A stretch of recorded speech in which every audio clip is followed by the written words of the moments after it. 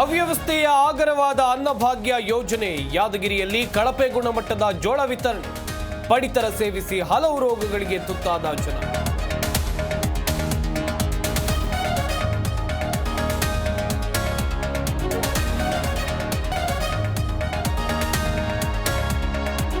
ವಿಜೇಂದ್ರ ಅವರದ್ದು ಹೊಂದಾಣಿಕೆ ರಾಜಕಾರಣ. ರಾಜ್ಯಾಧ್ಯಕ್ಷರಾಗಿ ಮುಂದುವರಿದ್ರೆ ನಷ್ಟ ಕಟ್ಟಿಟ್ಟ ಬುತ್ತಿ.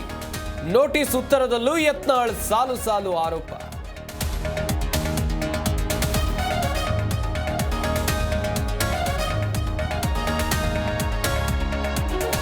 ನಟ ದರ್ಶನ್ಗೆ ಮತ್ತೊಂದು ಗುಡ್ ನ್ಯೂಸ್ ಕೊಟ್ಟ ನ್ಯಾಯಾಲಯ. ಮೈಸೂರಿಗೆ ತೆರಳೋಕೆ ಇದ್ದ ಅನುಮತಿ ವಿಸ್ತರಣೆ.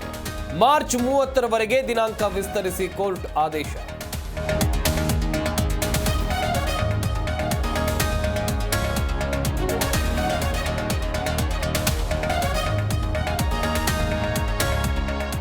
ದೆಹಲಿ ನೂತನ ಸಿಎಂ ಆಯ್ಕೆಗೆ ಕಸರತ್ತು. ಇಂದು ನಡೆಯಲಿದೆ ಬಿಜೆಪಿ ಶಾಸಕಾಂಗ ಪಕ್ಷದ ಸಭೆ.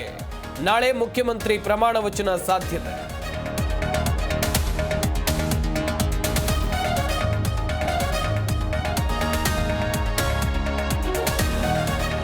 ಇಂದಿನಿಂದ ಚಾಂಪಿಯನ್ಸ್ ಟ್ರೋಫಿ ಹಣಾಹಣಿ. ಪಾಕ್ನ ಕರಾಚಿ ಕ್ರೀಡಾಂಗಣದಲ್ಲಿ ಜಿದ್ದಾಜಿದ್ದಿ. ಇಂದು ಪಾಕಿಸ್ತಾನ ನ್ಯೂಜಿಲೆಂಡ್ ಮುಖಾಮುಖಿ.